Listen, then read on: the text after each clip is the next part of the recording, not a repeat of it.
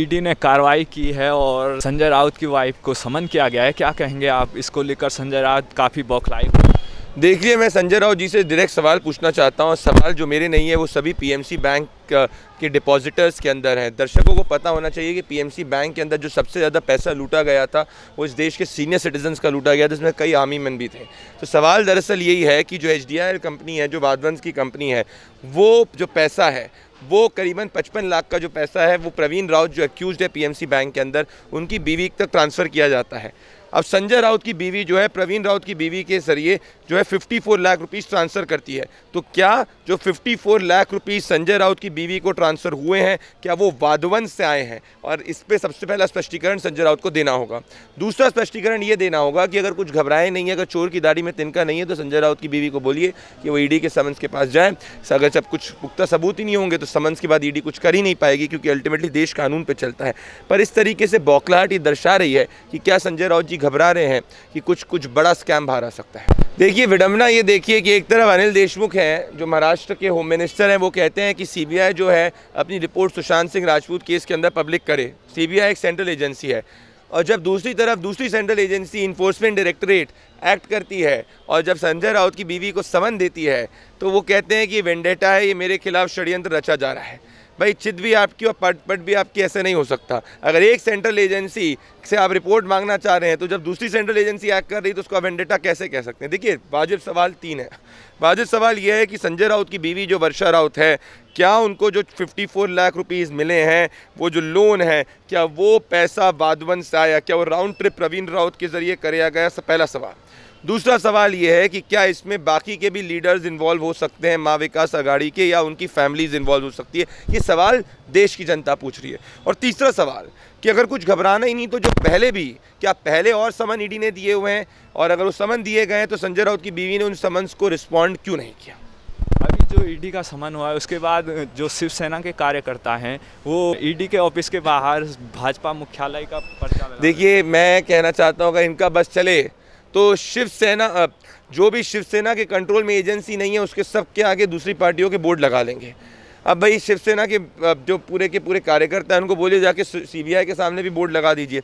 कल सीबीआई मान लीजिए सुशांत सिंह राजपूत के केस के अंदर मर्डर के चार्जेस के साथ में रिपोर्ट आती है बाहर, या आती है कि भाई सुशांत ने सुसाइड नहीं कमिट किया, जो काफ़ी फैक्ट्स भी दिखा रहे हैं, तो क्या फिर ये जो शिवसेना के लोग हैं वो सीबीआई के दफ्तर के सामने भी ये लगा देंगे कि भाई देखो कि ये जो एजेंसी है वो बिक चुकी है? देखिए, ये जो जिस तरीके की पॉलिटिक्स है, ये पॉलिटिक्स जो कहते हैं सिर्फ अपॉर्चुनिस्टिक पॉलिटिक्स नहीं है, ये पॉलिटिक्स ऑफ फियर है। घबराहट क्या है? घबराहट ये है कि अगर इन्फोर्समेंट डायरेक्टरेट वर्षा राउत को समन्स के लिए बुलाती है तो क्या संजय राउत जी को ये घबराहट है कि वर्षा राउत के ज़रिए जो बड़ा स्कैम है, क्या वो बड़ा स्कैम जो है वो बाहर आ सकता है? क्योंकि पीएमसी बैंक स्कैम जो है इस देश के इतिहास में मिडिल क्लास की सबसे बड़ी लूट थी, जिसमें 10 लाख से ज़्यादा डिपॉजिटर, जिसमें अधिकतर सीनियर सिटीजन्स थे, उनका पैसा गया हुआ था। उनके पैसे को यही वाधवन कंपनी जो HDIL उसने चुराया था। तो मेरा सवाल ये है कि एक कंपनी जो चोर है, जो जनता का पैसा लूटने के लिए जानी जाती है, उस लुटेरे कंपनी के साथ में क्या संजय राउत जी की बीवी का जो 54 लाख रुपीज़ हैं, क्या वो वहाँ से आया है? क्योंकि उसी लुटेरे कंपनी ने जो प्रवीण राउत की जो वाइफ है, प्रवीण राउत है, उसको 55 लाख रुपीज़ दिए। तो आप समझिए, ये लुटेरा है। इस लुटेरे ने प्रवीण राउत को 55 लाख रुपये दिए, प्रवीण राउत की बीवी ने संजय राउत की बीवी को 54 लाख रुपये दिए। तो क्या ये 54 लाख अल्टीमेटली उस लुटेरे से आए? ये सवाल देश की जनता पूछना चाहिए। और अगर ऐसा है तो फिर ये बहुत बड़ा छलावा। मुझे बताइए, अगर कुछ है ही नहीं, अगर कुछ है ही नहीं तो संजय राउत जी को बोलिए कि पैसा लौटा दीजिए। अगर कुछ है ही नहीं, वो लोन में कुछ बात ही नहीं, तो पैसा अगर अच्छा, एक और सवाल मैं पूछना चाहता हूँ। चलिए, मान ली संजय राउत को लग रहा है वेंडेटा है, कल को ये पता चलता है ना जाने अनजाने के अंदर जो प्रवीण राउत की बीवी से उन्होंने लोन लिया संजय राउत की बीवी ने, वो अल्टीमेटली पैसा जो प्रवीण राउत ने दिया है वो वाधवंश का पैसा है, जिन्होंने इस देश के मिडिल क्लास का जो पैसा है, जो पीएमसी बैंक के अंदर डिपॉजिटर्स हैं, उनके पैसे को चुराया था, उसको लूटा था। तो क्या संजय राउत जी ये कैमरे पे कहेंगे? अगर उनको ये पता चल जाता है तो उनकी बीवी ये 54 लाख रुपीज़ है वो। देखिए, इस अर्नब का जो मामला है वो सुप्रीम कोर्ट का मामला है, और उस पर सुप्रीम कोर्ट ने कड़ी फटकार ऑलरेडी लगा दी है। और सुप्रीम कोर्ट ने कहा था कि किस तरीके से राष्ट्रवादी पत्रकार अर्नब गोस्वामी को जो अरेस्ट किया गया था वो इलीगल अरेस्ट था। अब अभी तक अगर महाराष्ट्र सरकार नहीं समझेगी तो वापस से कोर्ट जो है अपने आप अपना संवैधानिक रूप उनके सामने दर्शाएगा। कंगना रनावत के केस में बॉम्बे हाई कोर्ट ने अलग अलग ऑर्डर्स पास किए हैं और ये भी बताया गया है कि जो कंगना का ऑफिस जो तोड़ा गया था वो इलीगल था। इसमें भी जो बीएमसी है, जो शिवसेना ही चलाती है, उसको फटकार बॉम्बे हाई कोर्ट से लगी थी। तो इनको समझ में आना चाहिए, जब कोर्ट्स इनको संवैधानिक फटकार लगा रहे हैं, कानूनी फटकार लगा रहे हैं, तो ये गुंडा तंत्र नहीं है, लोकतंत्र है। और ये लोकतंत्र में किसी पार्टी के ऊपर कानून है और कानून जो है वो कोर्ट डिसाइड करते हैं कि कानून का पालन हो रहा है कि नहीं हो रहा है। तो मुझे लग रहा है इस तरीके की जो बातें हैं वो सिर्फ और सिर्फ शिवसेना के कार्यकर्ताओं को खुशी दे सकती है या संजय राउत जी के जो हमदर्द हैं उनको खुशी दे सकती है, पर आम जनता ये जानती है कि कानून कहाँ है। और संजय राउत ने क्या बोला था कंगना रनावत जी को, मैं उस शब्दों का प्रयोग नहीं करना चाहता, उन्होंने गाली का प्रयोग किया गया था। ऐसे शब्द क्या एक सिविलाइज्ड आदमी को, जो इतना सीनियर लीडर है, जो सामना का एडिटर है, उसके मुंह से बोले गए वो शब्द क्या उनकी पर्सनालिटी को दर्शाते हैं? क्या वो सिविलाइज्ड है? क्या उतने ऐसे शब्द बोलना कायरता नहीं है? क्या वो उनकी जो मानसिकता को नहीं दर्शाते हैं? क्या उनकी पुरुषवादी मानसिकता को नहीं दर्शाते हैं? तो मतलब क्या कंगना रनावत उनके लिए विमेन राइट की बात नहीं होगी, वर्षा राउत सिर्फ उनके लिए विमेन राइट की बात हो गई क्योंकि वहाँ पे फैमिली राइट्स आ जाते हैं? देखिए, मुख्य बात ये नहीं है, मुख्य बात ये है कि पीएमसी बैंक का जो स्कैम है वो इस देश की मिडिल क्लास, मतलब आप सोचिए सीनियर सिटीजन्स, आर्मी पीपल उसमें से कई इन्वॉल्व, जिन्होंने साल पैसे कमाकर सेविंग्स करी, मतलब बचत करी, उस बचत को ये वादवंश, जो करप्ट वादवंश, उन्होंने लूटा, पीएमसी बैंक में कॉन्नाइवेंस करके डायरेक्टर के साथ में लूटा। वो 4300 करोड़ से ज़्यादा स्कैम जिसको वादवंश ने लूटा, वो लुटेरों ने पैसे दिए एक ऐसे व्यक्ति को जिससे संजय राउत की बीवी की डीलिंग है। तो ये मैं देश जानना चाहता है कि क्या जो संजय राउत की बीवी की डीलिंग उस अक्यूज की बीवी के साथ में है, तो क्या अल्टीमेटली वो पैसा वो लुटेरे वाधवन का था? अगर वो लुटेरे वाधवन का पैसा था तो या तो संजय राउत जी कहे कि उनको नहीं पता था तो वो पैसा लौटाएं, वरना अगर इसमें कॉन्शियसली वो पैसा लिया गया, उनको पता था कि वाधवंश के द्वारा लिया गया है, तो मुझे लग रहा है कि बहुत बड़ा स्कैम है। तो आपको क्या लग रहा है कि संजय राउत के आने वाले दिनों में कितनी मुश्किलें बढ़ने वाली? संजय राउत जी को समझना चाहिए कि कानून जो है वो सबसे ऊपर है और इस देश के कानून के नीचे सब व्यक्ति, हर नेता, हर अभिनेता, हर पत्रकार इस देश के कानून के अधीन आता है। और अगर कल, अब मैं कहना चाहता हूं कि संजय राउत जी को लग रहा है कि कायरता है, वेंडेटा है, तो कल 29 तारीख को संजय राउत जी की बीवी अगर ईडी के समन्स के सामने पेयर हो जाएंगी, ईडी सवाल पूछेगी, उसके बाद ईडी को पुख्ता सबूत नहीं मिलेंगे तो कोर्ट अल्टीमेटली जजमेंट सुना देगा। ईडी का कन्विक्शन रेट तो वैसे भी बहुत ज़्यादा नहीं है, तो अगर इनको इतना घबराहट क्यों है? क्योंकि ईडी का कोई कन्विक्शन रेट इतना स्ट्रॉन्ग नहीं है।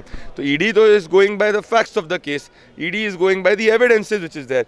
तो संजय राउत जी को घबराहट क्या है? और बात ये सिर्फ एक समन्स की नहीं है, कई मीडिया के अंदर रिपोर्ट्स ये भी आ रही हैं कि पहले भी समन्स दिए गए हैं। तो अगर आपने कुछ गलत नहीं किया है तो आप पहले समन्स को क्यों नहीं अपीयर कर रहे?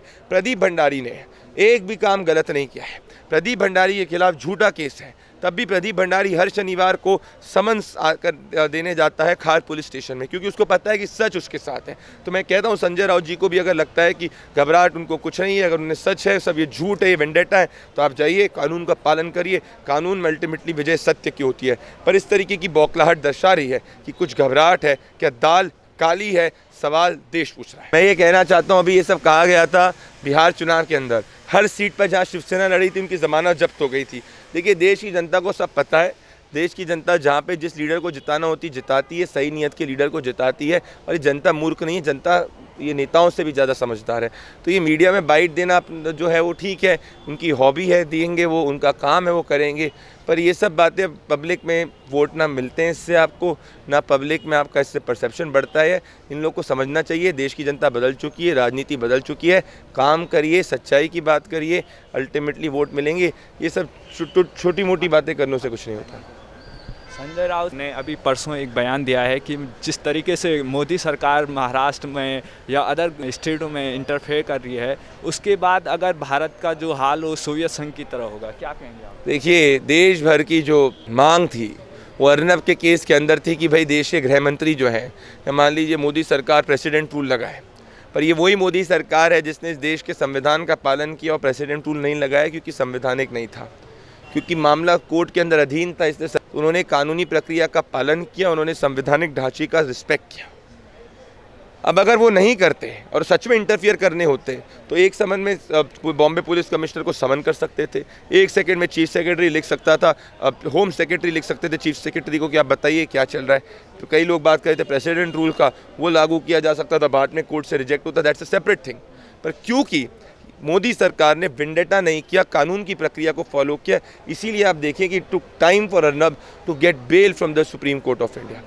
सो बॉटम लाइन क्या है? बॉटम लाइन ये है कि इस वक्त भी अगर आप देखें कि किसान जो है वो सड़कों पे कई किसान के ग्रुप से जो सड़कों पे प्रोटेस्ट कर रहे हैं सिंधु बॉर्डर में, कई किसान जो लॉ को फॉलो भी कर रहे हैं। ये डेमोक्रेटिक लोकतंत्र है, इसीलिए आज सरकार जो है उनको लाठी मार के, जैसे दिग्विजय सिंह के समय मध्य प्रदेश में किसानों पे लाठियाँ बरसाई गई थी, वो बरसाई नहीं गई, उनको अपने संवैधानिक हक का प्रयोग करने दिया गया। तो मुझे लग रहा है ये पूरा लोकतंत्र है, जिनका काम धंधा बंद हो गया, जिनकी दलाली बंद हो गई है, उनको लोकतंत्र दिखता नहीं है। पर देश की जनता को लोकतंत्र दिखता है, तभी हर सेकंड में वोटिंग परसेंट बढ़ता जाता है। बहुत बहुत शुक्रिया।